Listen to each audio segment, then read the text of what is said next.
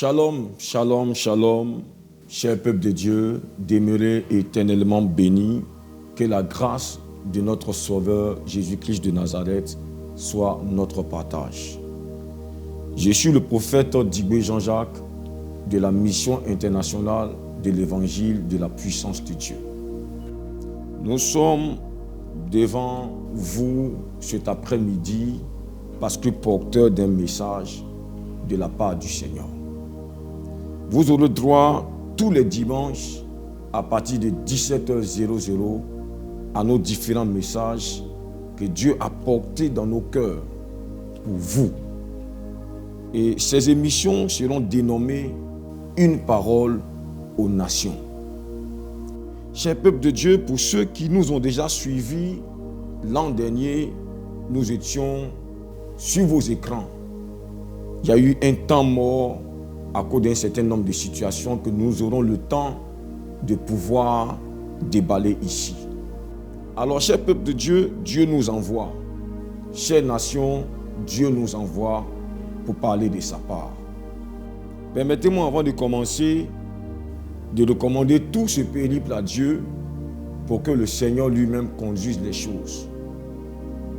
Éternel, le Dieu d'Abraham, d'Isaac et de Jacob, je t'en prie, viens parler à ma place. Je t'en prie, nous avons besoin de toi, nous avons soif de toi.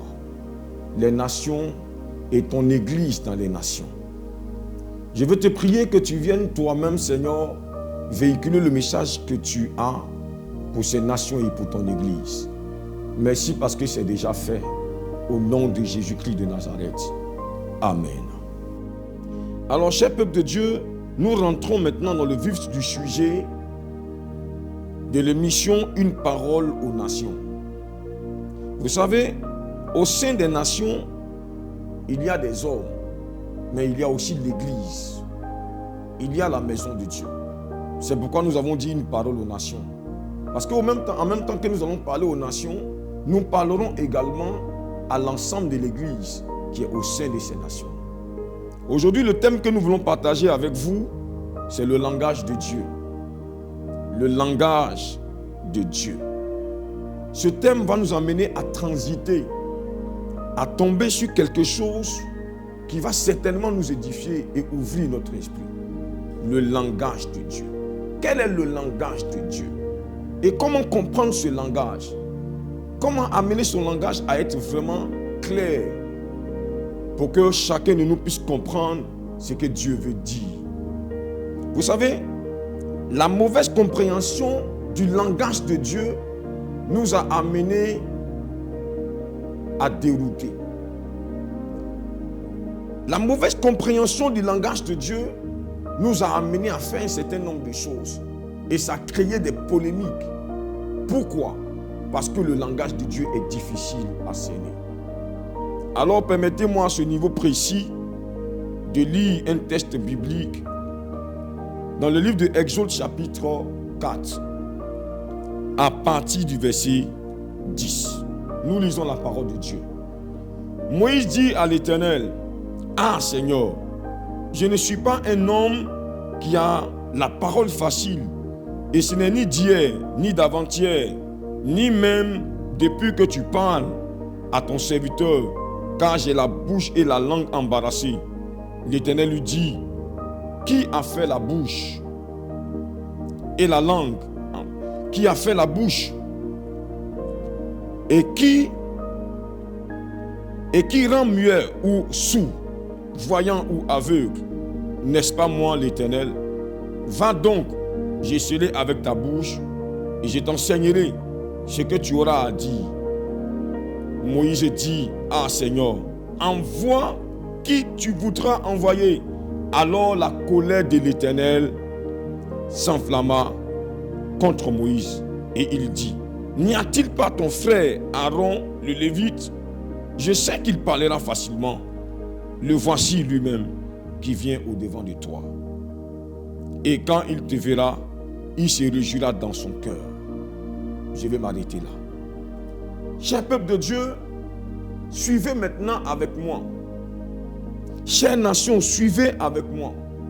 Dieu est assis sur son trône Et il a la solution à toutes les nations, aux situations qu'elles traversent.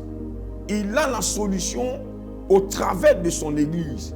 Mais si l'Église ne comprend pas le langage de Dieu, comment elle peut solutionner les problèmes des nations?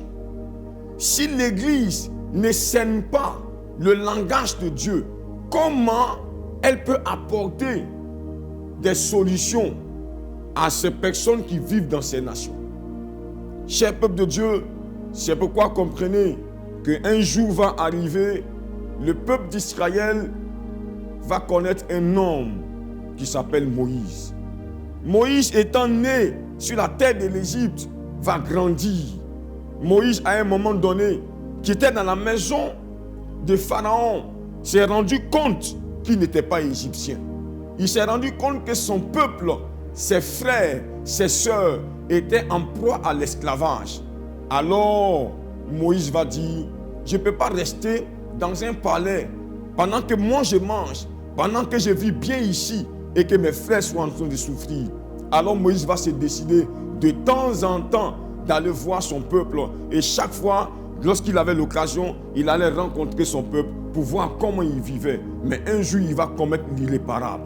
Moïse va fuir en direction du désert parce que Pharaon avait appris que Moïse avait tué un Égyptien. Alors Moïse qui court, il va dans le désert. Des années et des années passent. Moïse un jour va rencontrer l'Éternel au buisson Adam. Pendant que Moïse le rencontrait, Dieu va l'appeler du buisson Adam. Il va dire Moïse, Moïse. Et Moïse, qui ne connaissait pas Dieu, Dieu va se présenter à lui. Et Dieu va lui dire, je suis le Dieu de ton père Abraham, Isaac et Jacob.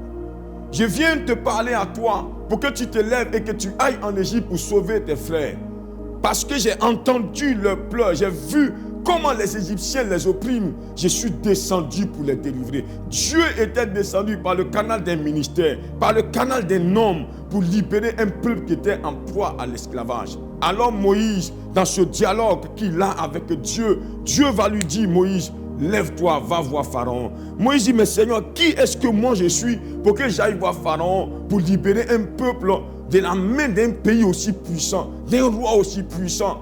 Pendant que Moïse parle avec lui, Moïse va faire ressortir quelque chose d'important dans ce texte que nous venons de lire. Moïse va dire, Seigneur, je suis un homme qui parle difficilement. J'ai la langue embarrassée. C'est trop compliqué pour moi pour que j'aille pour parler à un roi. Cet homme, il est puissant. Pendant que tu parles, regarde, depuis des temps et des temps, je parle difficilement. Moïse avait un langage difficile. Moïse, avec la langue embarrassée, Moïse parlait avec difficulté. Pourquoi? Parce qu'il était bègue. Moïse bégayait. Moïse parlait difficilement. C'était compliqué son langage. Alors pendant qu'il parle à Dieu, Dieu lui dit, Moïse, c'est moi qui ai fait la bouche. C'est moi également qui ai fait les yeux. C'est moi qui fais l'homme muet. C'est moi qui fais l'homme aussi aveugle. C'est moi qui donne la parole. Alors va. Ma bouche sera ta bouche parce que je suis là avec toi pour que tu puisses parler. Alors Moïse dit, non Seigneur, envoie quelqu'un d'autre. La colère de Dieu va s'enflammer contre Moïse. Et il va dire à Moïse, Moïse, de quoi tu parles? Regarde dans ta lignée, il y a ton frère Aaron. Est-ce que Aaron n'est pas là? Lorsque Dieu dit Aaron est là, il dit Aaron le Lévite. Parce que Aaron était de la tribu des Lévites. Écoutez ceci. Pendant ce temps, pendant cet échange, Dieu va lui dire, Aaron sera ton interprète. Aaron va parler pour toi. Aaron va expliquer pour toi. Comme ta langue est embarrassée, Aaron va le faire à ta place. Écoutez cette parole, cher peuple de Dieu. Écoutez cette parole, chère nation. Je vous parle du langage de Dieu. Alors pendant que vous écoutez cette parole, réfléchissez avec moi, méditons ensemble, regardez ensemble avec moi, fouillez maintenant, vous allez comprendre. Depuis le temps de Noé, en passant par Abraham, jusqu'à Moïse, Dieu s'était révélé à l'ensemble de ces personnes sous différentes formes. Mais lorsqu'il descend sur la terre pour manifester sa puissance, pour manifester sa gloire, pour amener un homme à écrire ses paroles. C'est pourquoi c'est Moïse qui a écrit les 5 premiers livres de la Bible qu'on appelle les Pentateuques. Moïse les a écrits sur l'impulsion du Saint-Esprit, sur l'impulsion du Seigneur lui-même. Dieu lui parlait et puis Dieu lui disait il faut écrire. Écoutez-moi bien ceci. Parce que l'Éternel a choisi Moïse, parce que l'Éternel voulait expliquer quelque chose d'important, il a pris Moïse du milieu de ses frères. Mais Moïse était quelqu'un d'unique, une personne unique qui avait un langage difficile, un langage compliqué. Sa langue était embarrassée. Comprenez avec moi cet après-midi ce que Dieu veut nous enseigner, ce que Dieu veut nous révéler aujourd'hui. C'est ce que je suis venu vous partager en ce jour. Cher peuple de Dieu, l'Éternel est Dieu. Il sait ce qu'il fait. Il sait ce qu'il fait. Vous savez quoi? Dieu n'a pas pris Moïse par hasard. Dieu n'a pas choisi Moïse pour rien. Pourquoi? Pour se révéler à la terre dans toute sa puissance. Pour se révéler au monde par toute sa puissance. Pour instruire un homme, pour qu'il commence à écrire le langage de Dieu.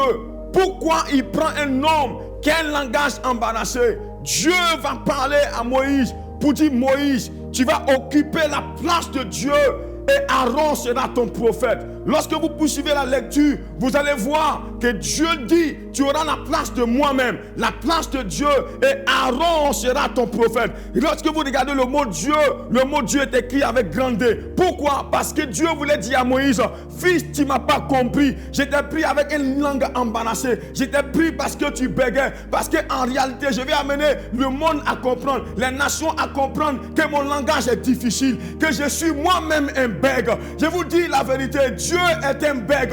Parce que lorsque Dieu parle, c'est difficile qu'on comprenne. Vous comprenez pourquoi maintenant, même les universitaires, même ceux qui sont allés à l'école, qui ont fait des grandes études, peuvent lire la Bible, mais ils ne peuvent rien comprendre. Parce qu'en réalité, Dieu est un bègue. Son langage est difficile à comprendre. Lorsqu'il parle, il fait...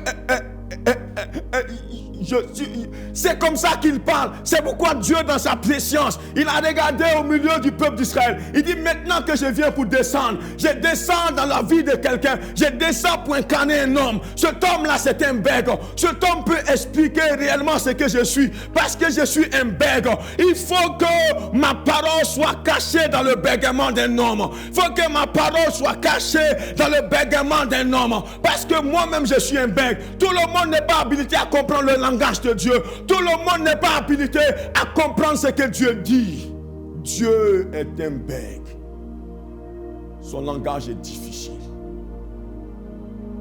Vous comprenez avec moi maintenant pourquoi beaucoup des écrits bibliques ont été mal compris. Parce que le bégaiement de Dieu, c'est difficile de comprendre. Ouvrez votre esprit. Dieu va indiquer à Moïse pour dire, regarde, il y a ton frère qui s'appelle Aaron. Aaron le Lévite. Le mot Lévite n'est pas mis par hasard. Parce que à part Aaron, il y avait dans les autres tribus, il y avait des Lévites, il y avait aussi des Aaron plutôt. Il y avait des gens qui s'appelaient aussi Aaron. Mais écoutez bien ceci. Ouvrez votre esprit. Il dit Aaron le Lévite. Parce que les Lévites ont une classe. Ils ont une grâce particulière. Ouvrez votre esprit. Dieu est en train de parler aux nations. Dieu est en train de parler à l'église. Parce qu'en réalité, il y a un certain nombre de choses qui nous ont échappé. Regardez aujourd'hui. Regardez dans les nations. Regardez dans les nations. L'église est à genoux. L'église pleure. L'église gémit. C'est chez nous qu'il y a beaucoup de souffrance. C'est chez nous que les gens souffrent le plus. C'est chez nous que les stériles se comptent par milliers. C'est chez nous que pour se marier c'est difficile. C'est chez nous pour prospérer c'est difficile. C'est chez nous que tout dégringole. Le langage de Dieu est difficile. Mais écoutez bien, il faut que quelqu'un puisse mieux expliquer ce que Dieu dit dans son bégaiement. Il faut que quelqu'un puisse expliquer cela. Vous vous souvenez, au temps de Daniel, un homme avait profané les ustensiles de la maison de Dieu. Il s'appelait Belsassar. Il était dans son palais et Dieu va bégayer sur son mur. Dieu va bégayer parce que dans le bégaiement de Dieu, même ses écrits sont entrecoupés. C'est codé. Il y a un code derrière ces choses. C'est pourquoi lorsqu'il a regardé dans ce bégaiement de Dieu, lorsqu'il lisait, il n'arrivait pas à expliquer qu'est-ce que ça veut dire. Qui peut me lire ça? Mais personne ne pouvait lire. Mais on a dit, il y a quelqu'un dans ce royaume qui peut comprendre. Je vous dis la vérité, tant que tu n'as pas l'approbation, l'onction de Dieu sur la vie de quelqu'un, tant que tu n'as pas cette onction qui coulait sur la barbe de Aaron, cette onction qui touchait le pan de sa robe, si tu n'as pas ça, tu ne peux pas comprendre le bégaiement de Dieu, tu ne peux pas comprendre le langage de Dieu. C'est pourquoi, frère, écoute-moi bien, pendant que je suis en train de parler, lorsque tu comprends mieux les écrits, tu peux solutionner le problème des nations. Lorsque ta connaissance est poussée des écrits, tu peux expliquer le bégaiement de Dieu. Et si tu expliques mieux le bégaiement de Dieu, les problèmes des nations peuvent se solutionner, le problème de l'église peuvent se solutionner. Mais le langage de Dieu est codé, il est codé, difficile à comprendre. Frère, je suis venu te révéler que pendant ces dimanches-là, nous allons révéler et décortiquer certains bégaiements de Dieu. Le temps est arrivé. Le moment de Dieu est arrivé. Une parole aux nations. Vous m'entendez là où vous êtes?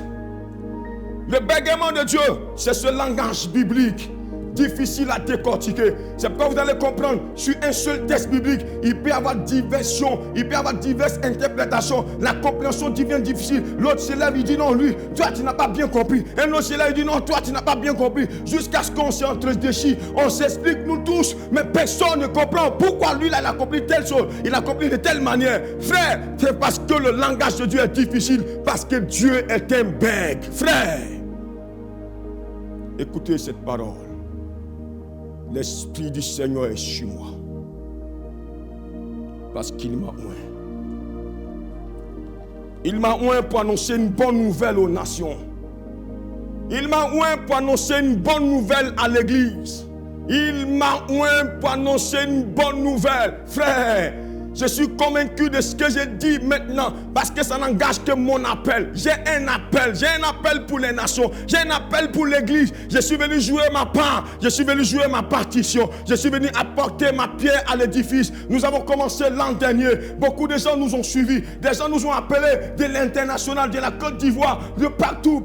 Frère, je te dis la vérité, le moment est arrivé pour que tu comprennes le langage de Dieu parce qu'il y a des révélations, il y a des rémas, il y a des choses que Dieu va t'expliquer du haut de cette tribune. C'est pourquoi ne manque jamais un seul dimanche. Tous les 17 heures, sois connecté parce que Dieu a une parole pour toi. Hé frère, je vais amener des gens à un moment donné de toucher l'écran de la télévision. Il va y avoir des choses extraordinaires qui vont se produire dans votre maison. Je vous dis la vérité. Alléluia. Pendant que nous avançons, Dieu a continué de bégayer dans les oreilles des nations, bégayer dans les oreilles de ses serviteurs. Son langage est difficile à décortiquer, difficile à comprendre. Si tu n'as pas l'onction de Aaron, Aaron seul peut expliquer le langage difficile de Dieu. Il dit à Moïse, Aaron parlera pour toi et tu occuperas la place de Dieu pour lui. Tu seras Dieu pour Aaron et Aaron sera ton prophète. Parce que fils, tu sais pourquoi je t'ai mis à ma place? Parce que je suis un bégayeur. Vous comprenez ceci? Jésus, lorsqu'il marchait avec ses disciples, il dit, mais Seigneur, pourquoi tout le temps tu parles en parabole seulement? Parle clairement pour que les gens te comprennent. Il dit, non, fils, vous ne comprenez pas. Ce n'est pas donné à tout le monde de comprendre mon langage. C'est pourquoi je prends les paraboles, parce que je suis un bègue. Il faut cacher les codes, les secrets qui sont renfermés dans la Bible. En vérité, lorsque Dieu dit, vous serez la tête et non la queue, vous serez en haut et jamais en bas. Pourquoi l'église n'est pas la tête? Pourquoi l'église est en bas? Pourquoi l'église souffre pour réussir? Pourquoi l'église ne contrôle pas le sommet des nations? Pourquoi l'église est gouvernée dans les nations? Pourquoi l'église ne joue pas son rôle? Parce qu'en réalité, le bégaiement de Dieu a été renfermé, caché quelque part. Je suis venu vous décortiquer ces choses jusqu'au mois de décembre. Attachez votre ceinture. Un homme du nom d'Ézéchiel, en Ézéchiel chapitre 37, à partir du verset 1er, il dit ceci: la main de l'Éternel fut sur moi. Voici la transition que nous sommes en train de faire. Et l'Éternel me transporta en esprit et me déposa dans la vallée remplie d'ossements. Il me fit passer auprès d'eux tout autour, et voici, ils étaient fort nombreux à la surface de la vallée, et ils étaient complètement secs. Il me dit, fils de l'homme, ces eaux pourront-ils revivre? Je répondis, Seigneur éternel, tu le sais. Il me dit, prophétise sur ces eaux et dis-leur aux semences desséchées, écoutez la parole de l'Éternel. Ainsi parle l'Éternel à ces eaux. Voici, je vais faire entrer en vous un esprit et vous vivrez. Je vais m'arrêter là déjà avec cette histoire qui nous permet d'expliquer le langage de Dieu caché dans cette histoire des ossements desséchés. Écoute cette parole, frère. Vous savez, lorsque les gens ont prêché les ossements desséchés, lorsque les gens ont lu les ossements desséchés, ils ont vu un Dieu capable de ressusciter des eaux qui ondulaient dans une vallée. Les gens ont vu ce qui est le miracle de Dieu pour ressusciter des gens morts depuis longtemps. Ce qui a retenu l'attention des gens, c'est que Dieu est un Dieu de miracles. Sa puissance de la résurrection a intervenu par la prophétie d'un homme. Mais écoute ceci, frère, il y a un langage de Dieu codé, il y a un bégaiement de Dieu ici de façon codée. Vous savez quoi? Israël, c'est l'image de l'église aujourd'hui. Pendant que Ézéchiel vivait physiquement avec tout le peuple d'Israël, il marchait de jour et de nuit au milieu d'eux.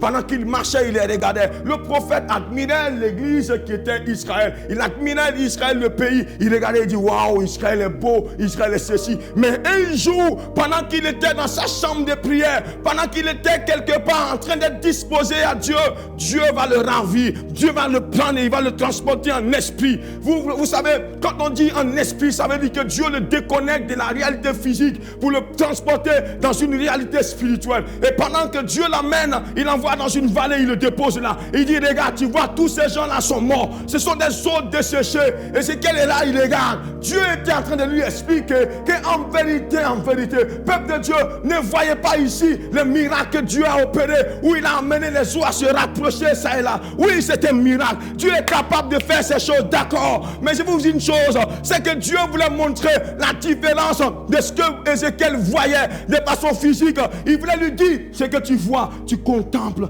avec gloire, c'est beau, c'est joli, mais le spirituel et le physique que tu vois sont différents. Ézéchiel vient, je vais te montrer la réalité des choses spirituelles du peuple d'Israël. C'est ainsi que l'église est. En vérité, regardez l'église, nous faisons beaucoup de choses, nous prêchons avec éloquence, il y a des orateurs de grand renommée, il y a des hommes de miracles. Quelle révélation on n'a pas, mais pourquoi l'église ne décolle pas? En vérité, lorsque vous regardez l'église dans ce manteau-là, physiquement, elle paraît belle, elle paraît jolie, elle paraît bonne. Lorsqu'on nous voit dans nos costumes, très bien habillés, nous descendons dans nos voitures, nous marchons. Mais Dieu est en train de dire, Jacques, fils, écoute-moi bien. Pendant que tu regardes ces choses-là, je vais t'expliquer que j'ai parlé à Ézéchiel, qu'en réalité, dans le spirituel, le peuple d'Israël est mort. Le peuple d'Israël est tombé dans la vallée, dans cette vallée, parce qu'à un moment donné, spirituellement parlant, ils sont allés en guerre. Ils sont allés en guerre contre le monde des ténèbres.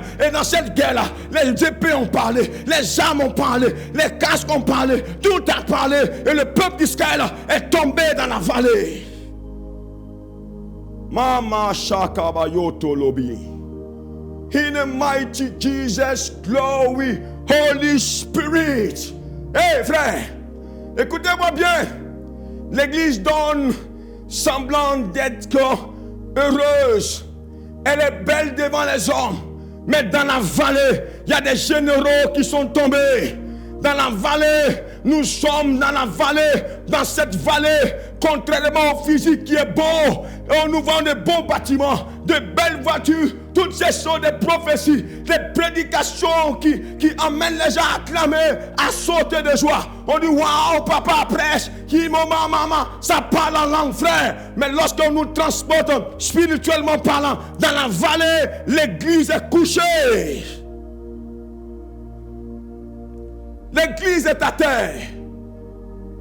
Vous savez, Combien de généraux de l'Église, en Afrique en particulier, ont passé le cap de 80 ans? Sont-ils combien? Kakou Sévérin est venu, pendant que tout le monde espérait quelque chose, il est tombé dans cette vallée. Pendant que Idaoussa avant lui exerçait un ministère de puissance là-bas au Nigeria, tout le monde craignait. Les gens regardaient le Nigeria, on disait, oh my God, le Nigeria va susciter un réveil. Idaoussa a à peine fait quelques voyages. Il s'en est dormi. Il allait dormir aussi là-bas dans cette vallée. Il est tombé également dans la vallée. Pendant qu'on regardait, il y a eu beaucoup qui ont été suscités. Ils ont été suscités pour apporter un réveil. L'Église pense à un réveil. L'Église pense à un réveil. L'Église pense à un réveil. Réfléchit à un réveil. Le réveil ne vient pas. Le réveil ne vient pas. Parce que frère, à un moment donné, nous sommes allés en guerre. À un moment donné, nous nous sommes retrouvés dans cette vallée. Vous savez, la signification de la vallée, c'est l'endroit où on se retrouve pour que les épées parlent. C'est pourquoi dans la vallée, David a terrassé Goliath. C'est pourquoi dans la vallée, il y a eu cette guerre. C'est pourquoi dans la vallée, il y a eu Réphidim qui est venu combattre. Les Amalécites ont combattu contre Israël dans Réphidim. Écoutez ceci, dans cette vallée, à un moment donné, l'Église avait ses armes au point et nous nous sommes retrouvés dans cette vallée et les épées ont commencé à parler. En face de nous, il y avait un monde maçonnique. En face de nous, il y avait un monde rosicrucien. En face de nous, il y avait un monde illuminati. Les armes parlaient, mais au fur et à mesure qu'on avançait, l'église était dispersée parce que l'église ne reconnaissait pas qui est la tête, qui dirige ceci, qui dirige comme ça. Le désordre était là. En vérité, regardez, les nations n'ont même pas besoin de nous parce que les nations cherchent. Ils se cherchent seuls pour pouvoir s'en sortir. Les nations cherchent à gauche, à droite les solutions pour pouvoir s'en sortir. Or, en réalité, c'est de l'église qu'on devait avoir besoin. C'est l'église qui devait solutionner toutes choses. Mais quand l'église elle-même est à terre, quand l'église elle-même est tombée dans la vallée, quand l'église elle-même est en train de se débrouiller, comment est-ce qu'elle peut solutionner le problème des nations? Oh, la Bible dit que la création, Adam avec un Adam en désir, la révélation des fils de Dieu. Oh, la révélation des fils de Dieu se trouve dans le bégaiement de Dieu, se trouve dans le langage de Dieu. Tant qu'on n'a pas décortiqué ces choses, l'église ne peut pas solutionner les problèmes des nations. Laissez-moi vous dire une chose, les institutions internationales ont échoué au niveau des nations. Ils ont essayé, mais ils n'ont pas trouvé les solutions parce qu'en réalité, ils ne savent pas où se tourner pour trouver la solution à leurs problèmes. Dieu est un bègue. Personne n'a compris la vision d'Ézéchiel. Les gens ont vu seulement qu'un miracle. Les eaux se sont déplacées. L'Esprit du Seigneur est sur moi parce qu'il m'a oint. Tu peux me croire, tu peux ne pas me croire. C'est mon appel. Tu m'entends? C'est mon appel. Écoute cette parole. C'est mon appel. La puissance du Saint-Esprit est entrée en mouvement. Pendant que je parle ici, la puissance de l'Esprit de Dieu, de la manière qu'il y a eu un vent, le vent impétueux, ce vent est en train de souffler dans la vallée. Je vous dis la vérité, suivez-nous parce que ce vent va amener les choses, les ossements à bouger, à bouger, à bouger, à bouger. Ça va se rapprocher parce qu'il y a un mouvement dans les nations. Ah frère, est-ce que tu sens avec moi-même? J'ai dit frère, il y a un mouvement dans les nations parce que je vais te révéler un certain nombre de choses. Parce que Dieu entend cette voix. Il a dit Ézéchiel prophétise, parle, déclare. C'est pourquoi cette émission est dénommée une parole aux nations, une parole à l'église, une parole aux familles, une parole à celui qui m'entend. Ouvrez votre esprit, le temps de Dieu est arrivé, le temps de l'Éternel est arrivé. C'est pourquoi pendant que je parle, Seigneur notre Père, notre Dieu, ceux qui étaient tombés, réveille ton église. Les généraux qui étaient tombés, réveille-les, parce que nous devons rentrer en mouvement. Vous savez, quand Ézéchiel a fini de prophétiser, les hommes se sont levés, tous ceux qui étaient tombés se sont tenus debout, et c'était une puissante armée. Le réveil vient là. Le réveil vient là. Holy Spirit. Chers peuple de Dieu, nous sommes en train d'aller vers la fin de notre moment de ce soir. Permettez-moi de vous dire que le prophète Digwe Jean-Jacques est sur Facebook. Il est également sur YouTube. Pour ceux qui voudront suivre ce message, encore une fois, vous pourrez aller sur sa page YouTube, sa chaîne YouTube pour pouvoir suivre cela. parce que ça sera posté d'ici peu. Peuple de Dieu, nous sommes entrés dans l'explication du langage de Dieu. Nous sommes entrés dans la solution que nous voulons apporter aux nations. C'est pourquoi nous avons une parole pour vous. Écoutez bien ceci. Entrez dans votre chambre, enfermez-vous, dites au Seigneur, emmène sur moi l'onction qui était sur Aaron. Emmène sur moi l'onction du Lévite Aaron. Peuple de Dieu, nous sommes en train de finir. Dimanche prochain, nous sommes encore ici à partir de 17h00. Soyez connectés et ne manquez même pas un seul jour, parce que ce qui va venir après, frère, je sais que tu vas tressaillir de joie depuis ta maison. Parce que nous allons décortiquer pendant tout ce temps le bégaiement de Dieu, le langage de Dieu. Et ça va solutionner tes problèmes, mes problèmes, les problèmes des nations et les problèmes de l'Église. J'allais manquer de dire à quelqu'un, vous êtes quelque part, vous pouvez nous appeler pour nous soutenir, pour vos sujets de prière, vous pouvez nous appeler, nous sommes disponibles. Shalom peuple de Dieu et à dimanche prochain, que Dieu nous bénisse. Shalom, shalom.